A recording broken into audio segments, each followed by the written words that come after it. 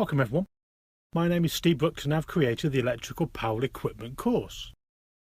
I've been working in the electrical power industry for over 30 years and I've written this course to hopefully pass on some of that knowledge. This course looks in detail at all of the equipment that we use in the electrical power networks that feed our homes and businesses. Firstly, looking at insulating and conducting materials that we use in the electrical power equipment and how they compare. We then go through some of the basic equations that define what makes an insulator or conductor. We then start looking at some real issues that designers face in using these materials, including the problems posed by electrical clearances and tracking on insulators.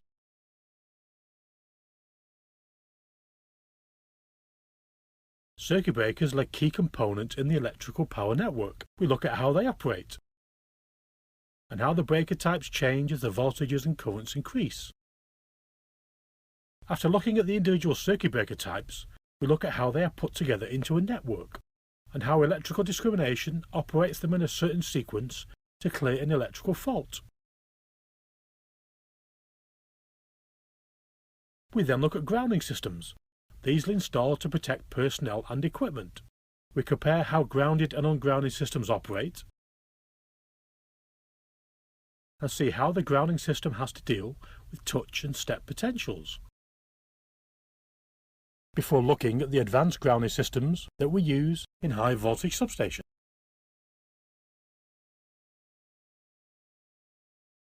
We then look at how an electrical power network is designed and operated. We begin by comparing ring and radial systems, before looking at how ring main units are used in a distribution system. We finish the network section by looking at how ring systems are used in transmission substations. After looking at the power network, we go back to basics, looking at the low voltage systems that you find in domestic and industrial networks. We see how a consumer unit is connected and how socket systems and lighting systems are connected together. Cables are used to transport electricity around the system, from the small cables used in domestic situations right up to the power cables that are used to take bulk power around the distribution network. We see how they're designed and installed. The other way that we take power around the network is overhead lines. We look at all the basic elements of overhead lines, including how the towers are constructed, the electrical clearances involved, and the conductor types.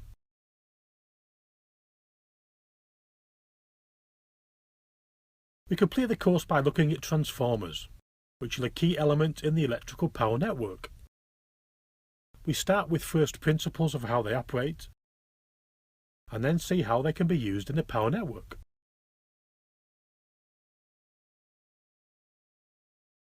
Welcome everyone. My name's Steve Brooks and I've created the Electrical Power Engineering course.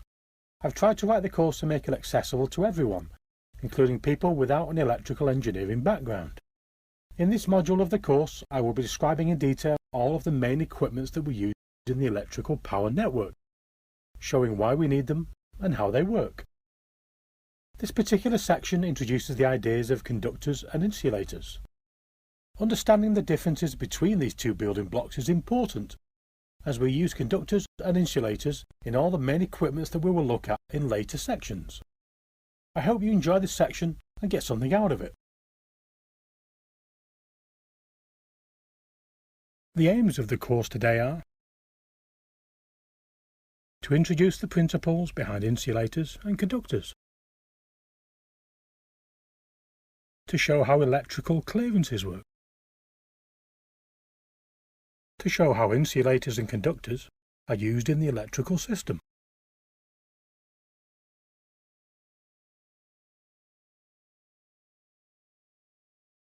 an electrical insulator has properties that make it nearly impossible to conduct an electric current under the influence of an electric field due to its high resistivity.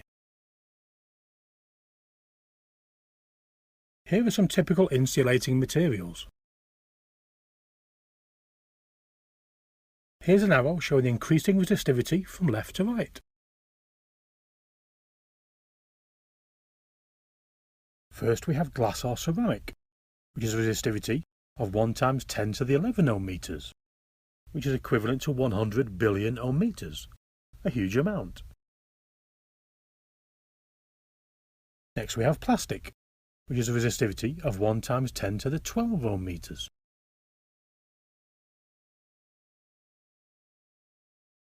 Rubber, which is a resistivity of 1 times 10 to the 13 ohm meters.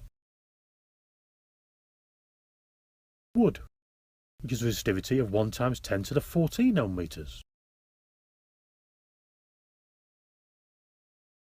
Air, which is a resistivity of 1.3 times 10 to the 16 ohm meters.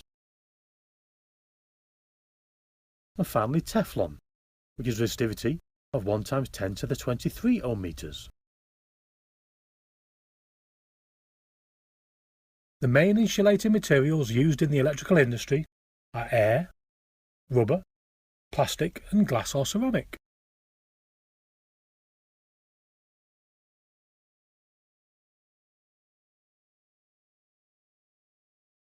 Let's now look at some electrical conductors.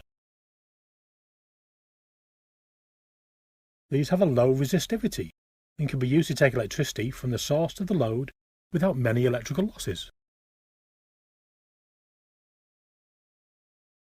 Here we have the same arrow as the last slide, but now the resistivity is reducing from left to right. First we have brass, which is a resistivity of 6.4 times 10 to the minus 8 ohm meters, which is 0.000000064 ohm meters, a really small number. Next we have aluminium, which is a resistivity of 2.82 times 10 to the minus 8 ohm meters. Gold, which is a resistivity of 2.44 times 10 to the minus 8 ohm meters. Copper, which is a resistivity of 1.6 times 10 to the minus 8 ohm meters. And finally silver, which is a resistivity of 1.59 times 10 to the minus 8 ohm meters. It can be seen that most of the good conductors of electricity are metals. Gold and silver are used in some circumstances in the electrical industry, but due to the lower cost, brass, copper and aluminium are the most widely used materials.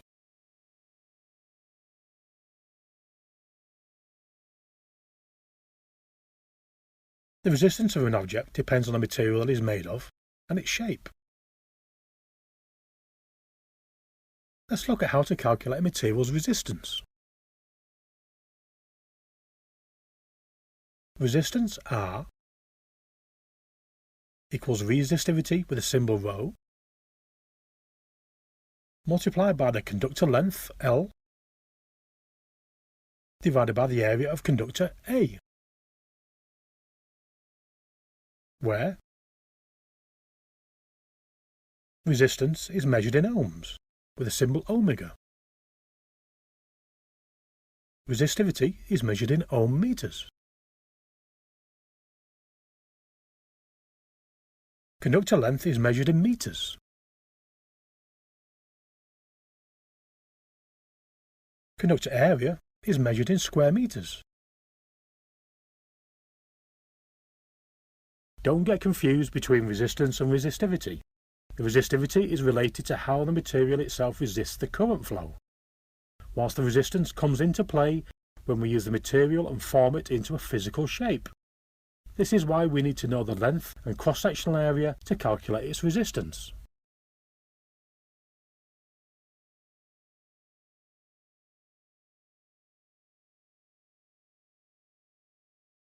Let's do a worked example. For a copper bar with a cross-sectional area of 0.4 square meters and a length of 3,000 meters, what is its resistance? Assume that copper has resistivity of 1.6 times 10 to the minus 8 ohm meters.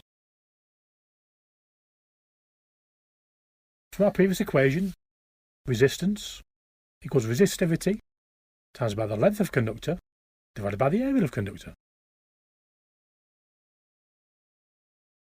Therefore, resistance equals 1.6 times 10 to the minus 8 ohm meters multiplied by 3000 meters divided by 0.4 square meters from above. Therefore, resistance equals 0.00012 ohms or 120 microohms.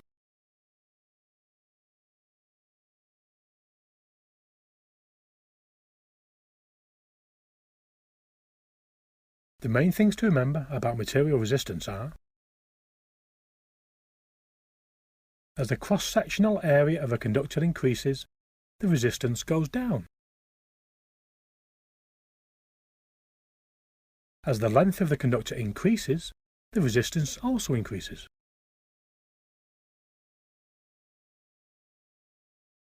A good example of where this is important is when we are designing conductors or cables for a particular load, and we're concerned about the volt drop. We will show how to calculate this in a later section.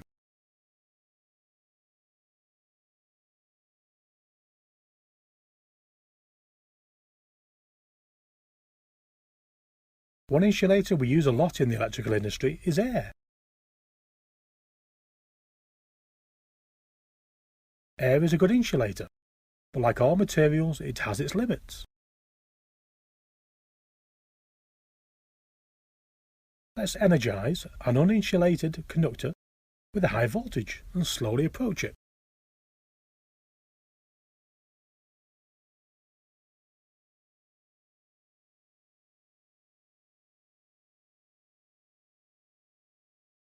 The electricity wants to leave the live conductor and find a path back to its source.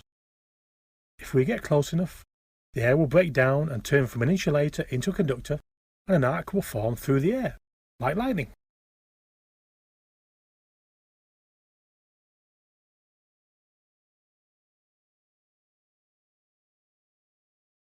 The higher the voltage applied to the conductor, the farther the electricity will jump through the air. The distance that the electricity can jump is called the arcing distance. The arcing distances depend on the weather. When it's raining or humid, the electricity can use the moisture to break down the air more easily. The electrical system operators know the worst-case arcing distances and use this information to set safe minimum distances from live equipment, which increase as the system voltage increases. These are called safety clearances.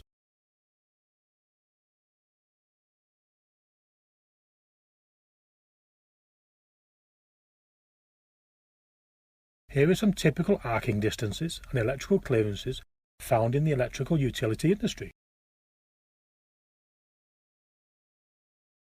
Here we have a table with the voltage down the left-hand side and the electrical arcing distance in air on the right-hand side.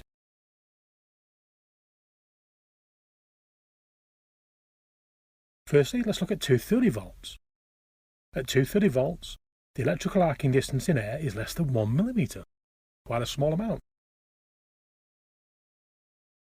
As the voltage increases, the electrical arcing distance increases as well.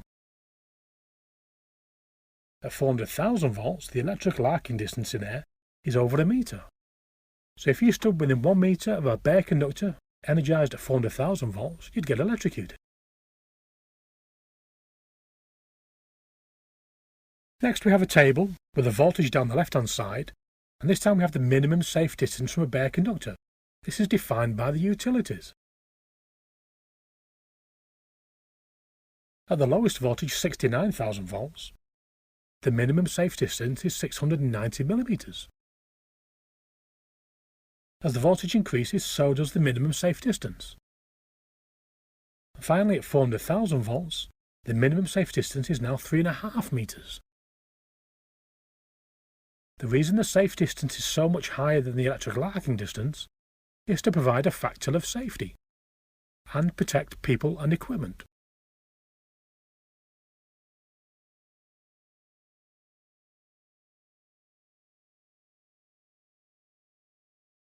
The ability of an insulator to stop an electric arc passing through it depends on the material's dielectric strength and material thickness.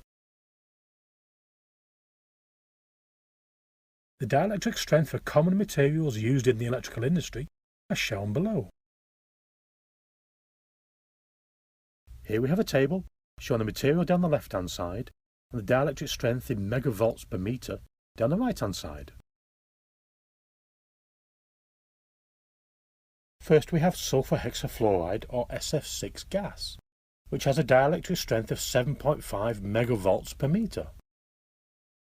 This material is widely used in the electrical switchgear industry, both as a material to break arcs and as an insulating material. Another material we use widely is porcelain. This has a dielectric strength of 10 megavolts per meter. Porcelain is widely used as an electrical insulator, both in overhead lines and outdoor substations. Another widely used material is cross-linked polyethylene, or XLPE, which is a dielectric strength of 21 megavolts per meter. Cross-linked polyethylene is a high-temperature plastic, widely used in the cable industry.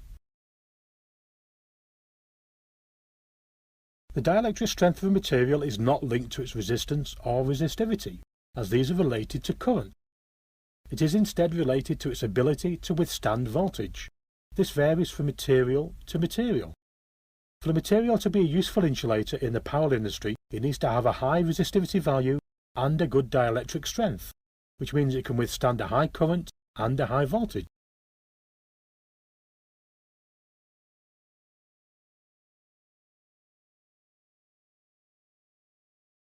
Let's do a worked example. For a 36 kV cable, calculate the minimum XLPE insulation thickness required.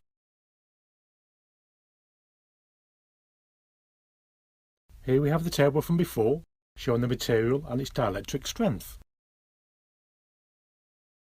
From the table, the dielectric strength for XLPE is 21 megavolts per meter. 21 megavolts per meter equals 21 million volts per meter, equals 21,000 volts per millimeter. Therefore, for a 36,000 volt cable equals 36,000 volts over 21,000 volts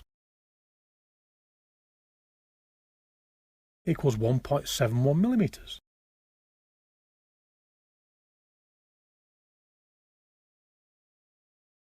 XLPE is an excellent insulator that can withstand a high temperature and is used widely in the distribution and transmission networks for cable insulation.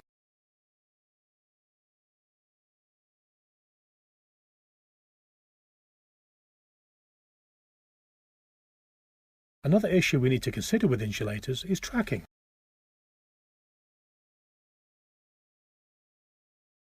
If we have a potential voltage difference across an insulator, it will limit the current flowing through it due to its high resistivity.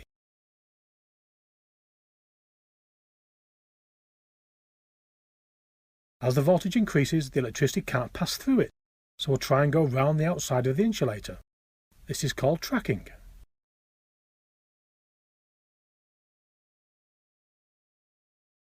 This tends to be an issue when the system voltage gets to a high level, above 36 kV, and when the insulator is located outside and subjected to rain and/or pollution that sticks to the outside of the insulator, creating a lower resistance path for the electricity.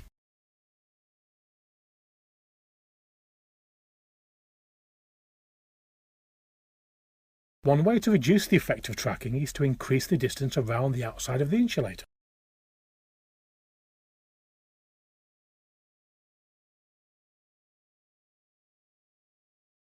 By increasing the linear distance that the electricity needs to flow from one side to the next, we make it more difficult for tracking to occur.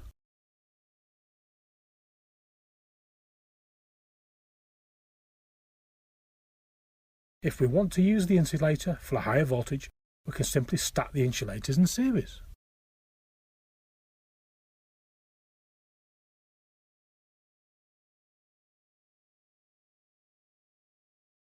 Here is a stack of insulators from a transmission line. If you look at the individual insulator, we can see that it's been designed to minimize tracking, as the shape that's formed makes the electricity travel as far as possible around the outside. Here we have a post insulator from a substation. This post insulator is designed to operate outdoors and may be subject to pollution over many years. The shape of the post insulator minimises the effect of tracking.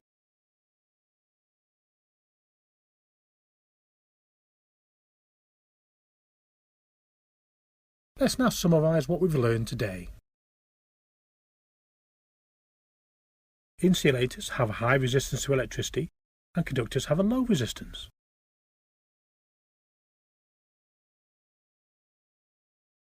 Air is a common insulator used in the electrical industry. To use it safely, we need to know the electrical clearances. The ability of an insulator to stop an electric arc passing through it depends on the material's dielectric strength and material thickness.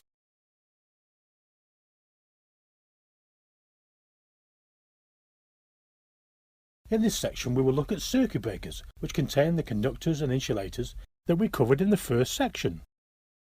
Circuit breakers are one of the most important elements in the electrical power network.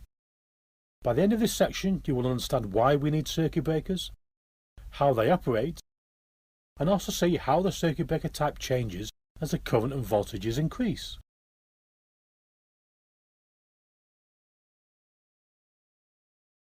The aims of the course today are to introduce the principles behind the design and operation of circuit breakers, to show how we select circuit breakers for different voltage levels, to introduce the principle of electrical discrimination and fault clearance times,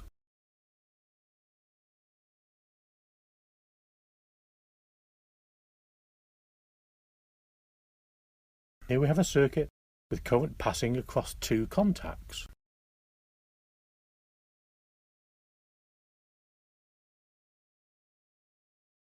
Let's now look at what happens when we pull the contacts apart and disconnect the electrical supply.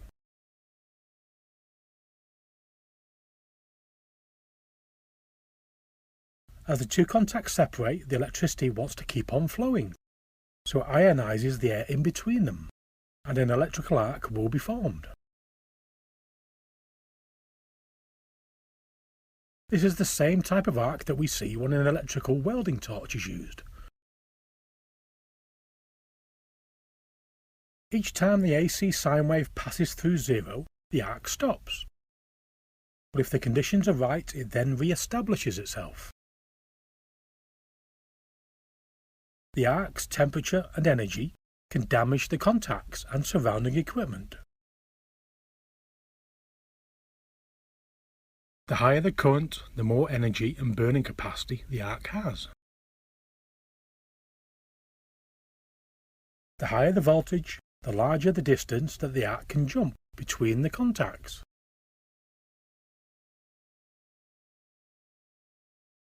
Eventually, as the contacts move far enough apart, the arc can no longer sustain itself. It stops, and the electricity is finally disconnected.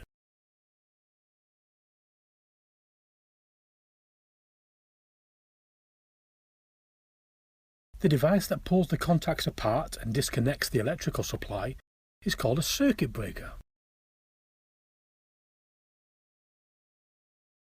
To minimize the damaging properties of the arc, we need to pull the contacts apart as quickly as possible and get to a contact separation distance at which the arc can no longer form.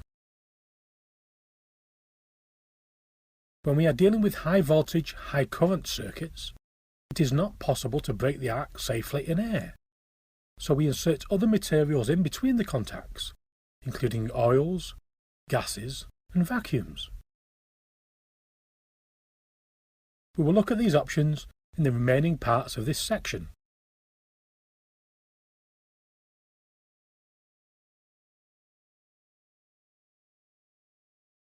Circuit breakers have the following symbol. Here we have a single-phase circuit breaker. Here we have a three-phase circuit breaker.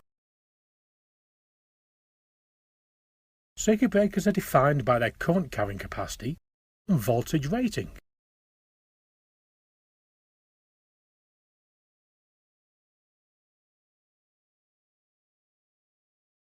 As the amount of current and voltage that needs to be carried increases, the circuit breaker type changes.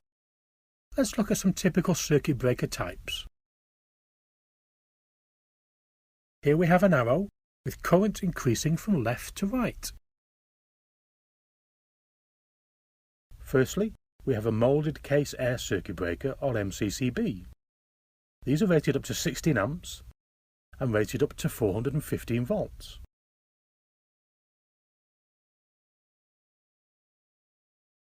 Next we have a miniature air circuit breaker, or MCB. These are rated up to 64 amps and are used on systems up to 415 volts. We then have the air circuit breaker, or ACB, which is the biggest LV breaker we use. These are rated up to 630 amps and are used on voltages up to 415 volts. Going up the voltage level now is the vacuum circuit breaker, or VCB. This is rated up to 2000 amps and is used on distribution voltages of 6.6 kV to 36 kV.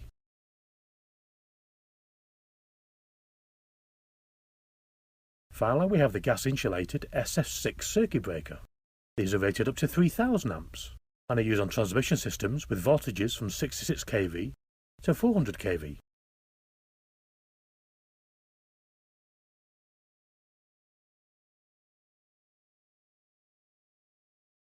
These are the common insulating materials that we see inside circuit breakers. Air.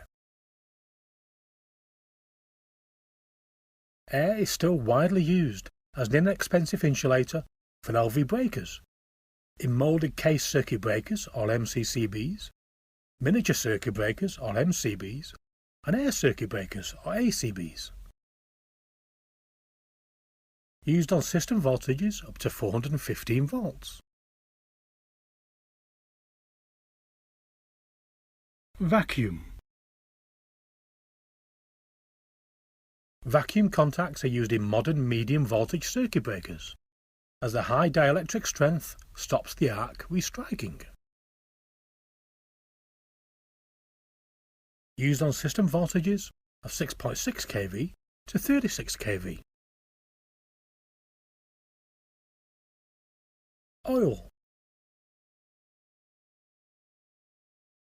Oil was traditionally used in medium voltage circuit breakers. It has been replaced by vacuum as the arcing broke down the oil over time, creating toxic compounds. Used on system voltages of 6.6 kV to 132 kV. Compressed air. Compressed air was traditionally used in high voltage circuit breakers, with the compressed air being forced into the contact chamber to literally blow away the arc. It has been replaced by SF6, as the air compressors needed a lot of maintenance and became unreliable over time. Used on system voltages 275 kV to 400 kV. Sulfur hexafluoride or SF6 gas. SF6 is widely used on modern, medium-high voltage circuit breakers due to its high dielectric strength. It is used to quench the electrical arc inside the contacts, and when pressurized, is used as an insulating medium to reduce the size of equipments. Used on system voltages of 66 kV to 550 kV.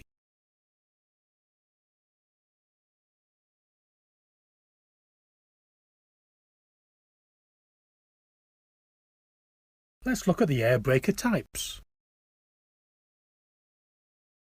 First we have the moulded case circuit breaker MCCB. Then its larger cousin, the miniature circuit breaker or MCB. and finally the air circuit breaker or ACB. This family of circuit breakers is used on low voltage, industrial and domestic circuits.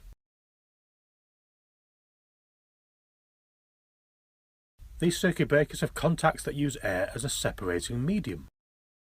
When the current exceeds the rated value of the device, a detecting coil inside the circuit breaker operates, and the spring-operated mechanism forces open the contacts, disconnecting the current. All of these circuit breakers will have a current rating, which is the current that they can carry continuously, and a voltage withstand rating, which is the maximum voltage level that they can carry.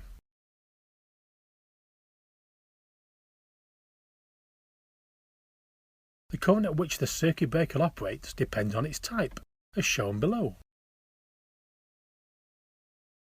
Here we have a table showing the 3 breaker types.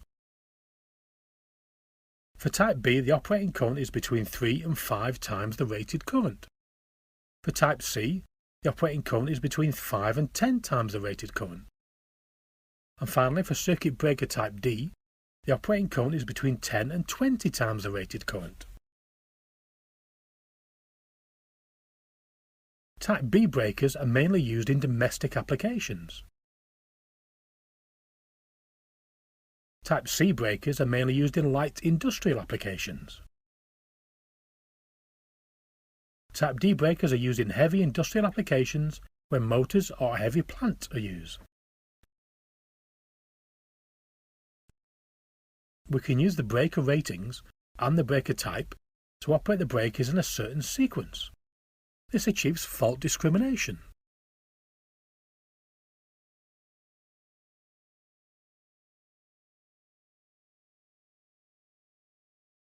Electrical discrimination is an important consideration when designing an electrical network.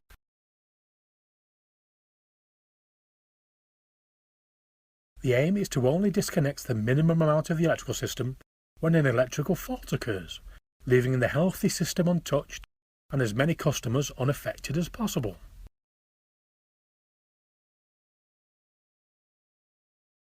Here is a typical electrical network containing circuit breakers.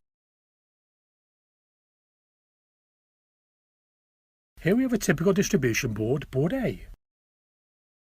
Firstly, let's look at the elements of the distribution board. The incomer breaker feeds power into the board from the source.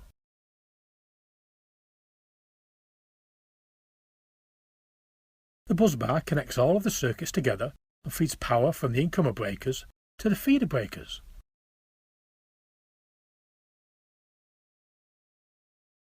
The feeder breakers feed power out of the board into the network.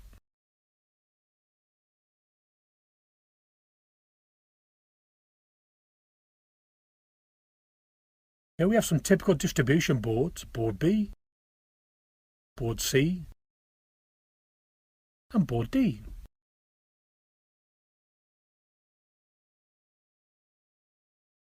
Let's now add some cables connecting the boards together.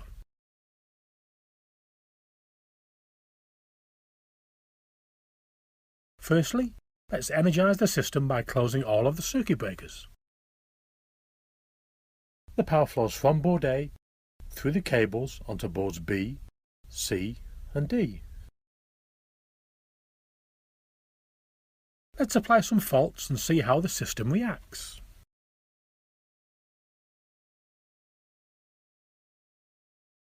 Firstly, let's apply fault to one of the feeders on board C.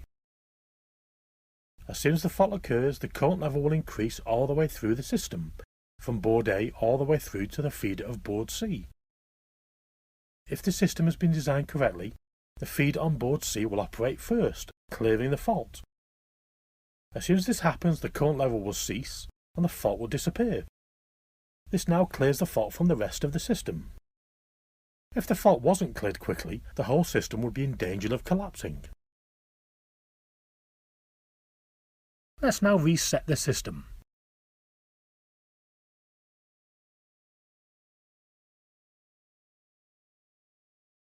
Let's now apply a fault to the bus bar of board D. Because the busbar is the common point on board D, current will flow from the main network and will also backfeed from all the feeders connected to the busbar. A busbar fault is the most serious type of fault we deal with. The only way to clear the fault off a busbar is to disconnect all the circuit breakers connected to it. When we get a busbar fault, we use a special busbar protection system that operates all the breakers together. When all the breakers are opened, the current stops and the fault has been cleared. The rest of the system is now healthy. Let's now reset the system.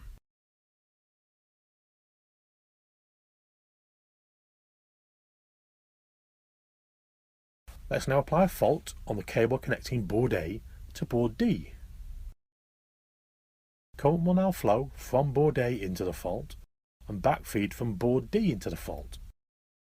This fault is normally detected and cleared by a dedicated cable protection system. This will operate the circuit breakers at both ends of the cable at the same time, clearing the fault. When the breakers open, the current stops and the fault has been disconnected from the healthy system.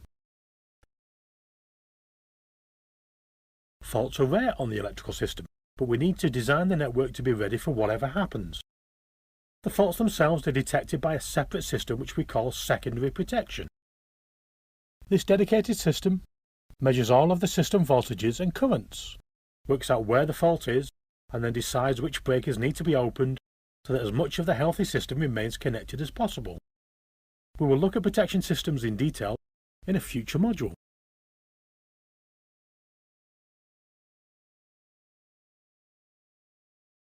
Let's now summarize what we've learned today.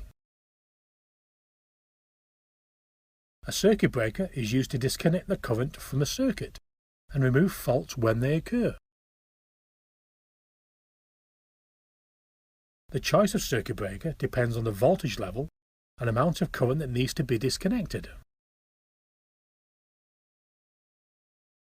We use electrical discrimination to identify and disconnect the fault, whilst keeping the rest of the healthy system connected.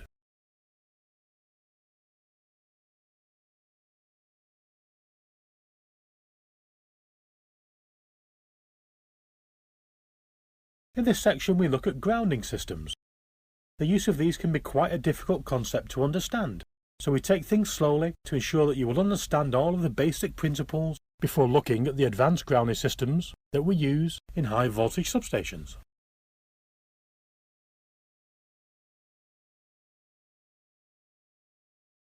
The aims of the course today are to explain why we have grounded systems, to introduce the idea of touch and step potentials, to show how we install a ground system,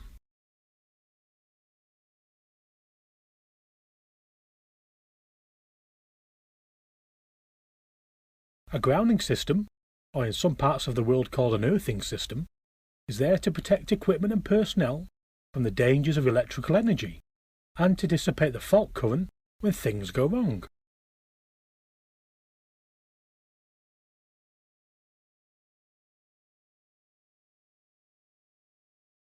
Let's look first at an electrical system that is not grounded.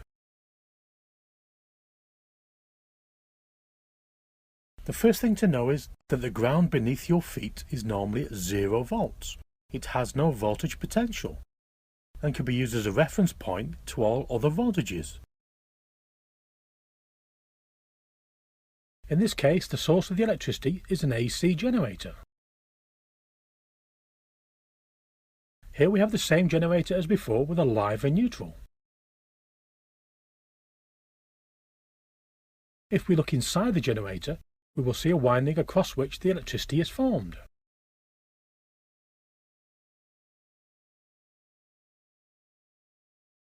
When the generator starts operating, a voltage appears across its live and neutral terminals.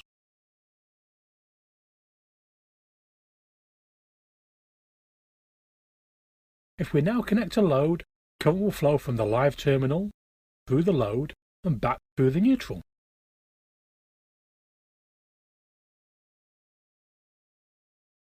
What happens if the live conductor becomes disconnected and drops to the ground.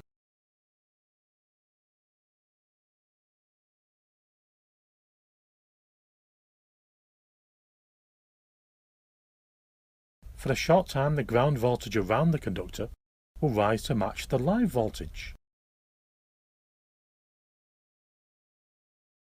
Some current will flow till the ground and generator voltages equalize. Eventually, the voltage on the generator terminals will collapse and the generator will switch off, disconnecting the fault.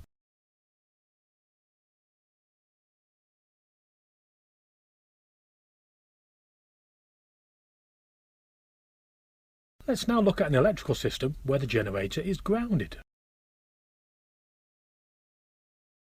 Here we have the same generator as before with a live and neutral.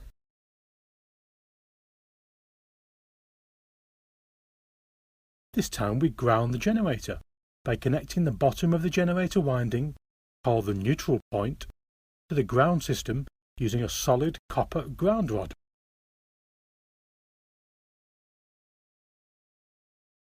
Let's see what happens this time when the live conductor drops to the ground.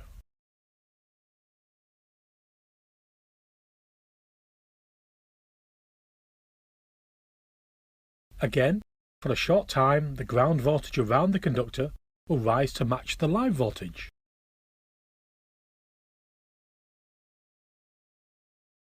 This time we have a circuit from the live terminal, through the fallen conductor, through the ground, and back into the generator through the ground connection.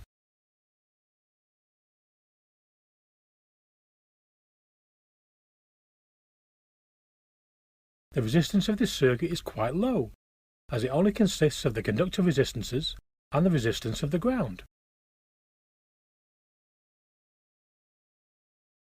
This low resistance path results in a very large current flowing from the generator into the ground. The generator will detect the large current and quickly switch off, disconnecting the current.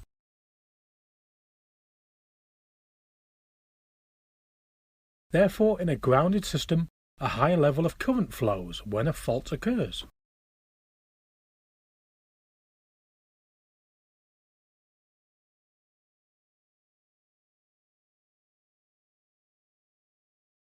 Most electrical systems are grounded, as the operators like the fact that they can quickly detect when things go wrong by monitoring the current levels. A higher than expected current level indicates that there is a problem. Grounding the electrical system also provides a good zero reference point for all other voltages on the electrical system. When something goes wrong with the electrical system, this is called an electrical fault. During an electrical fault, large amounts of fault current will flow. In most electrical installations, all generators and transformers have their neutral points grounded to provide a path for the fault current.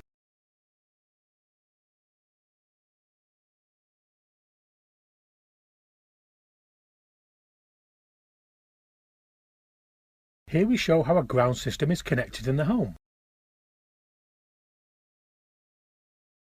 Firstly, we have an AC source with a live, neutral and ground connection. We have a circuit breaker switching the live connection. We then have a cable connecting the circuit breaker to the socket.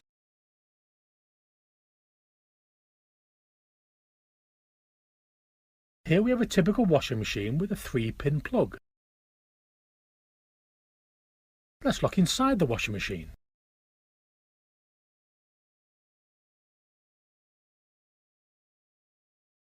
Inside the washing machine we have a live and neutral terminals connected to the load, and we have a ground terminal. The ground terminal is connected to the metal case of the washing machine.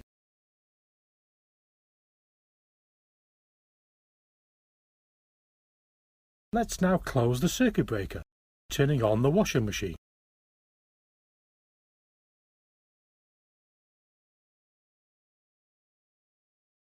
When the system is operating correctly, current flows through the live wires, through the load, and back through the neutral. no current flows through the ground wire.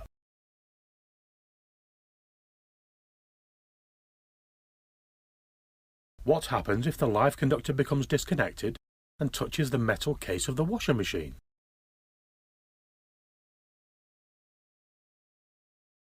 Current now flows from the live through the case of the washing machine and back through the ground connection. This path has a much lower resistance when compared to going through the load. Therefore, the current increases substantially.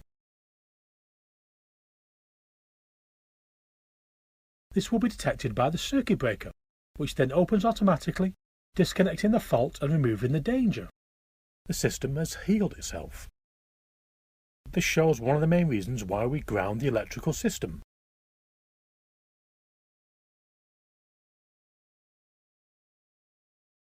Let's now see what happens if for some reason the ground system is not connected.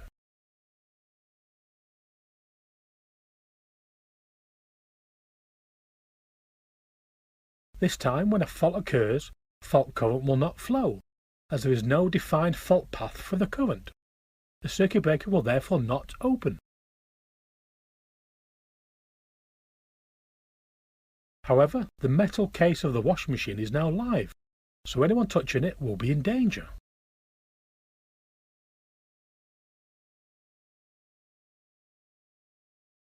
This example clearly shows the difference between grounded and ungrounded systems. When something goes wrong, the grounding system detects the fault and operates the breaker, which removes the hazard as soon as it happens, keeping the equipment and anyone else using it safe. When the same fault happens in the ungrounded system, there is no fault current. Therefore, it just sits there, waiting for someone to come along and touch the faulted washing machine. This is one of the main reasons that electrical systems are always grounded.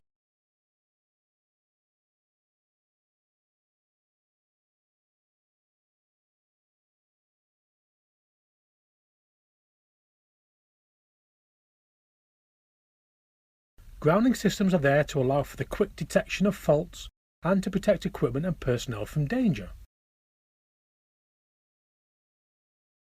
The main concerns when dealing with people are touch potentials and step potentials. Let's look at touch potential first.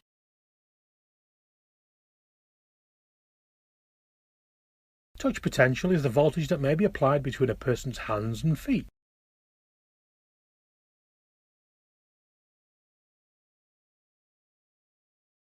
This normally occurs when someone touches something that is live with their hands, when they are stood on the earth, which has 0 volts.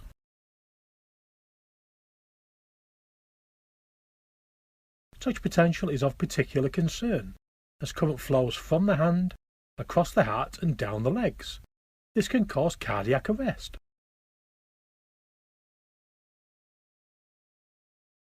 Everyone has a different resistance depending on their body shape, but experiments have been done to show the maximum current that the human body can withstand across the heart before damage or cardiac arrest occurs.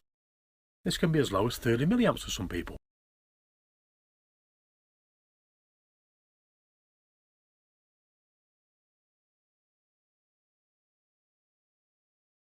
The other main parameter is step potential, which is the voltage that may be applied between a person's feet when they are 1 meter apart.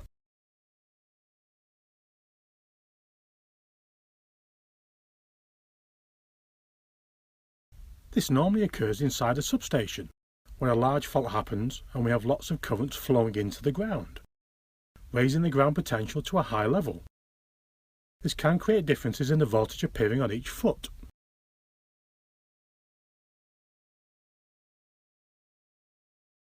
This situation is less dangerous than touch potential, as the current flows up one leg and down the other, instead of flowing across the heart, but it can lead to persons falling over and hurting themselves.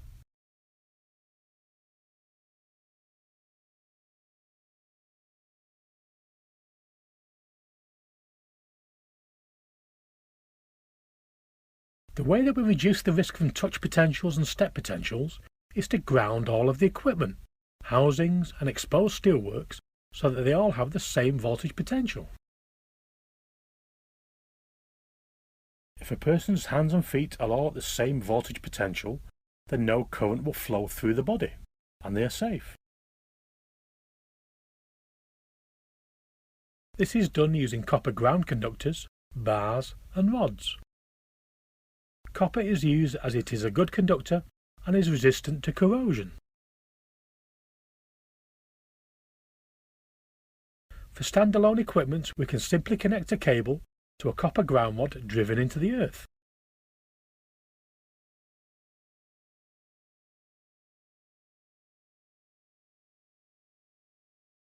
Here's an example of a copper ground rod.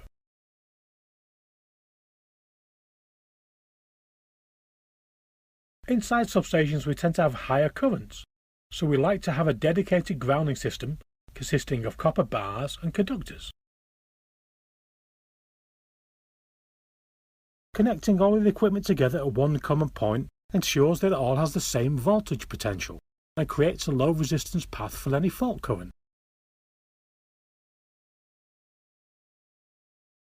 In transmission substations, where the fault currents can exceed 60,000 amps, we can also have a buried bare copper ground mat, which ensures that the voltage ground potential equalizes across the whole substation.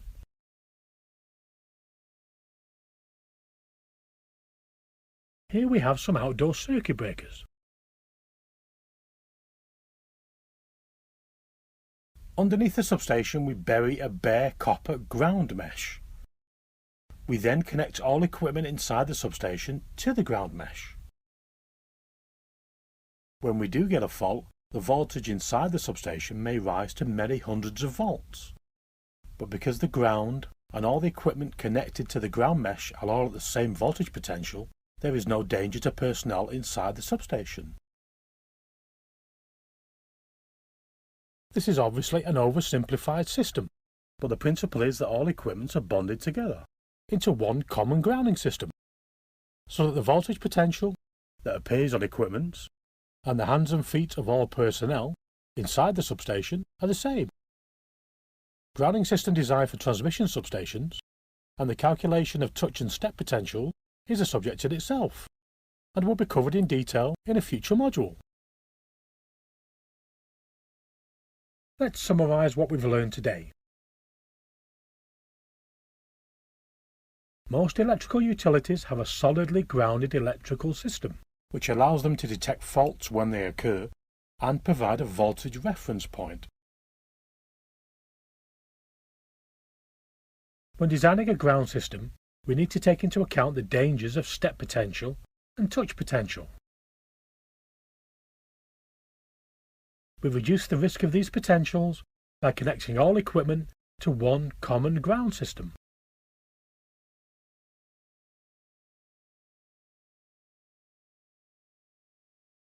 Well done for making it halfway through the course. In this section we will look at network design. This subject brings together many of the elements learned in earlier sections to look at how we use them as building blocks to design an electrical power network. Understanding the basics of network design is key to designing an electrical power system that is flexible, cost-effective, and serves the customer needs. So take your time to digest the principles shown.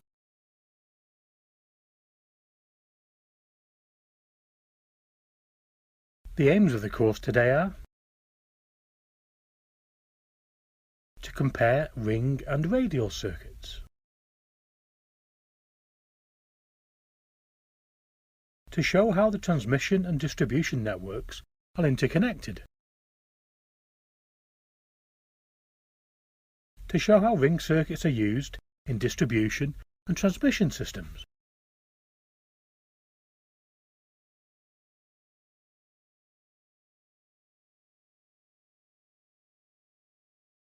In this course we will be looking in detail at electrical generation, transmission and distribution networks. Here is a typical electrical network. Firstly, we have generation.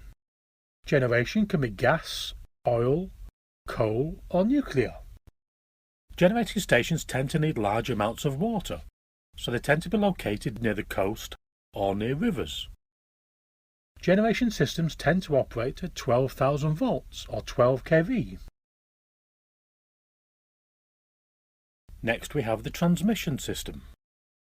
The transmission system takes the electricity from the generating stations where it's made to the cities and industrial centres where the electricity will be used, sometimes over a distance of many hundreds of kilometres. Transmission systems use overhead lines. To allow the electricity to be transmitted over long distances, we need to step up the voltage. We do this with a transformer. We step up the voltage to minimise the losses on the line and reduce the size of the conductor. The transmission voltage tends to be 115 kV, 230 kV or 400 kV. Finally, we have the distribution system. Distribution systems take the electricity to the factories and homes where the electricity can be used. To allow us to use the electricity safely, we step down the voltage using a transformer. To move the electricity around the distribution system, we use power cables. Distribution systems tend to be rated at 415 volts, 13.8 kV or 33 kV. The reason we step up the voltage after it's generated is to reduce the amount of current that needs to flow. This reduction in current minimises the size of the overhead line conductor required and also reduces the amount of energy that is lost as the power flows down the line. Once the power arrives at the distribution network, we step the voltage down again so that we can use it safely for the end users and to reduce the cost of the circuit breakers and distribution equipment.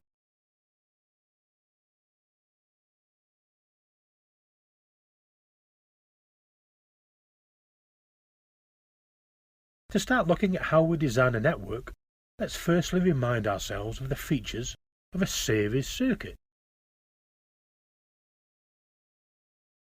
Here we have a series circuit with resistors A, B and C, fed from a live and neutral supply. In a series circuit, the voltage is different in each device. The total voltage is the sum of all individual device voltages. Across resistor A we have voltage A, across resistor B we have voltage B, and across resistor C we have voltage C. V total equals VA plus VB plus VC. The current is the same in all devices.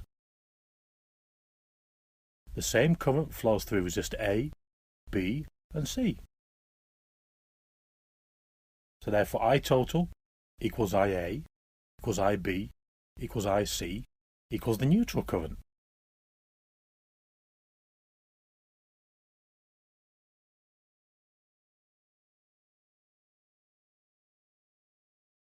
Let's see how that compares to a parallel circuit. Here we have three resistors A, B and C all connected in parallel to a live and neutral. In a parallel circuit, the current is different in each device. The total current is the sum of all the device currents. Through resistor A we have current IA, through resistor B we have current IB, and through resistor C we have current IC. The total current equals IA plus IB plus IC.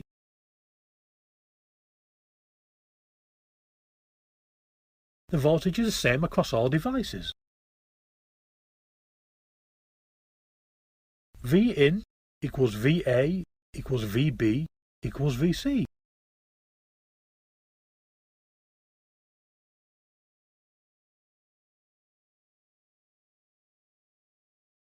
Most of the transmission and distribution networks that we will be studying in this course are either radial or ring systems.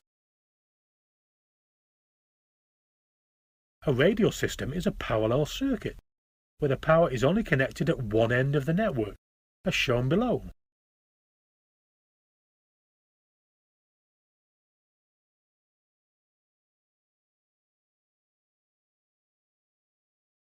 To turn it from a radial circuit into a ring circuit, we feed power in both ends at the same time.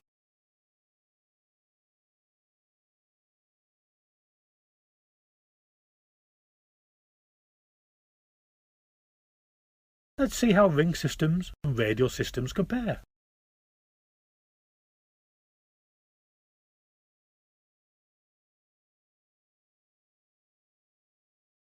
Here is the radial circuit as before with the power fed in from one end.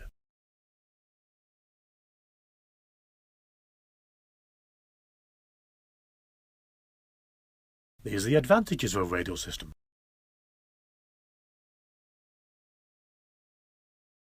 This arrangement minimises the amount of cabling required between the circuits, thereby reducing the installation costs.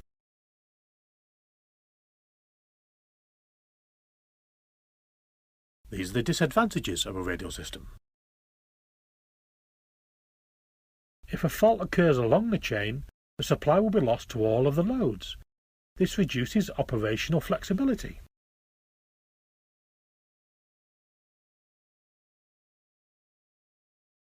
As the chain gets longer and longer, the voltage reduces across the loads, so that the voltage at the end of the chain can be substantially less than the source voltage.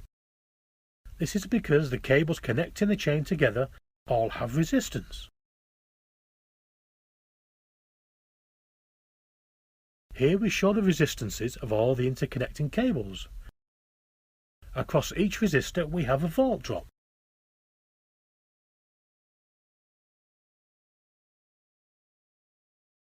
For these reasons, radial circuits tend to be only used for dedicated, high-power demand circuits, e.g. cooker circuits in domestic situations, and also for low-power circuits, e.g. lighting circuits.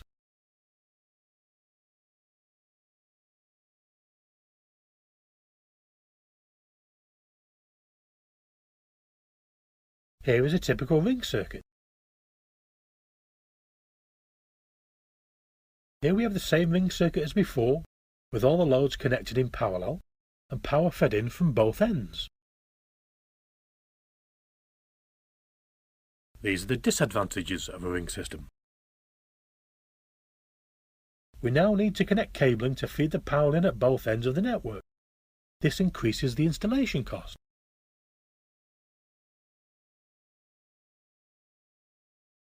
These are the advantages of a ring system. If a fault occurs in the chain, we can split the system and disconnect the faulty section, and still provide power to the healthy sections from both ends of the network. This makes the network a lot more flexible.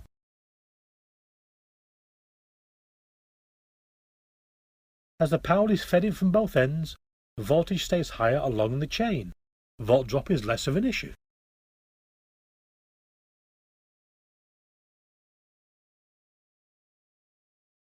Ring circuits are used throughout the electrical network, as they reduce volt drop issues and provide flexibility when things go wrong.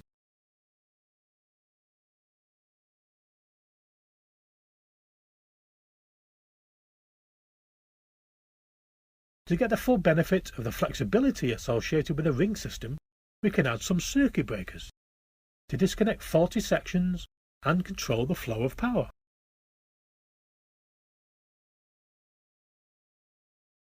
Here is a typical arrangement for the circuit breakers.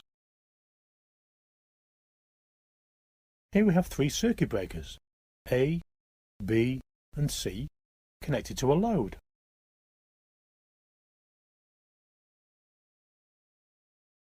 We feed power in from the network from the left-hand side. We also feed power in from the network on the right-hand side.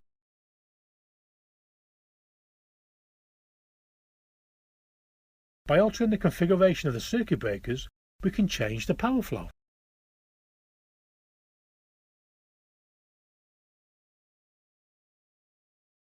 By closing breakers A and C, we can feed the load from the left-hand network.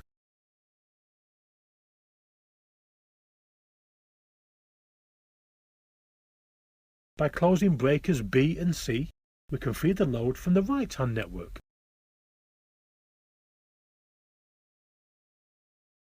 Sometimes we need to disconnect the load for maintenance or to reduce the load on the system. We do this by closing breakers A and B. This will join together the left and right power network.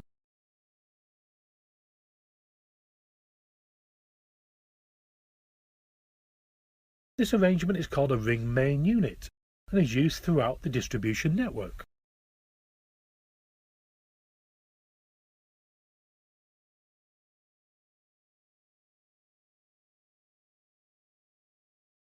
Let's see how these ring main units are connected together in a distribution network. Here we have ring main units A, B, C and D connected via cable to the source substation.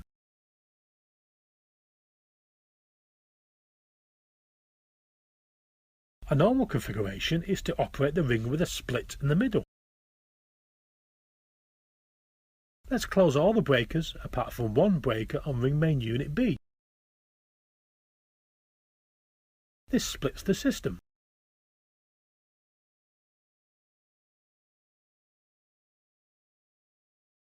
Power will now flow down the left-hand side into ring main units A and B,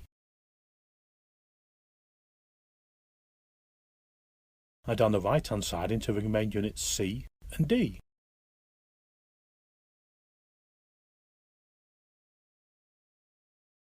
Let's now apply fault to the cable connecting ring main units C and D. The first thing that will happen is the power will be automatically disconnected to ring main units C and D due to the fault. We then automatically or manually open and close the breakers to isolate the fault. Once we've done that, the power is restored to all the ring main units.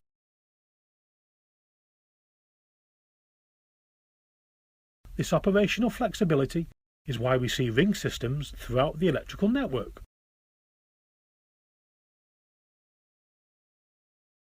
This ring arrangement is very flexible. We can move the position of the network split to reflect the loads on the system and to segregate high current loads. We can also isolate any load for maintenance, while still keeping the ring connected to the rest of the network. When a fault does occur, it can be isolated quickly and the system restored with minimal inconvenience to the customers.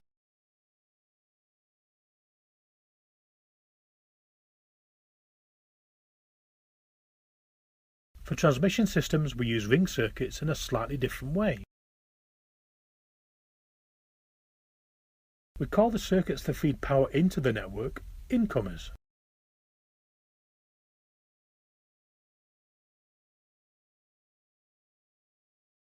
We call circuits that feed power out of the network feeders.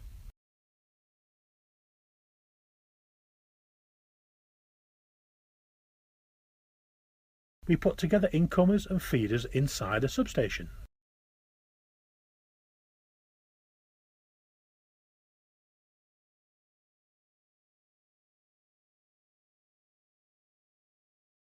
To connect all of the separate rings together, we use bus bars. These move power between the circuits.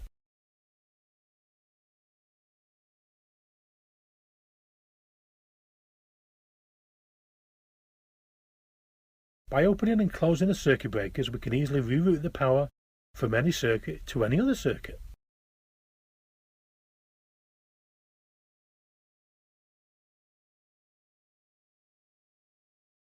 By closing the breaker on incomer A, we energise busbar number 2.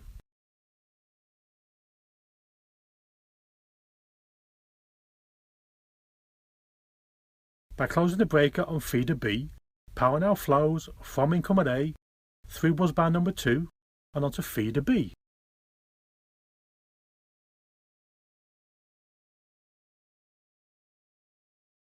By closing the breaker on feeder C, power now flows through incomer A onto busbar number 2 and through feeders B and C.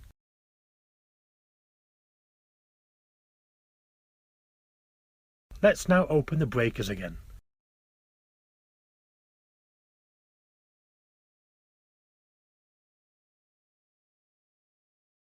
By closing the breaker on incomer D, we energise busbar number 1.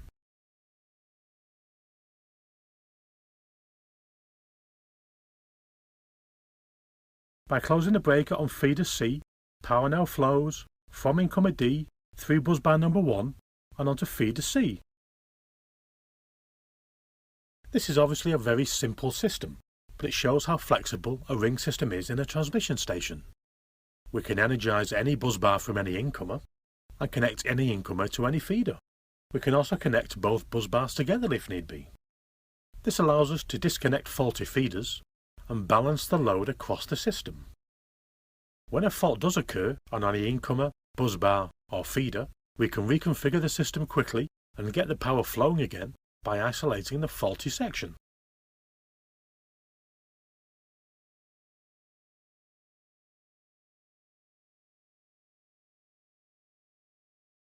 Let's summarize what we've learned in this section. We use ring circuits in transmission and distribution systems to provide operational flexibility and ensure the voltage stays constant along the chain.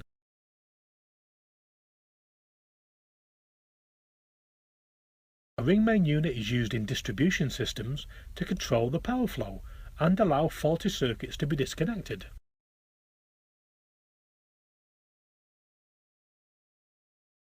In transmission systems, we use substations to control the flow of power in the network. A circuit that feeds power into the substation is called an incomer.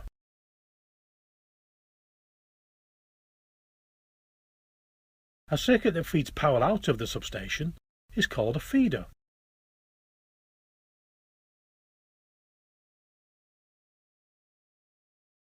Busbars are used to connect different circuits together.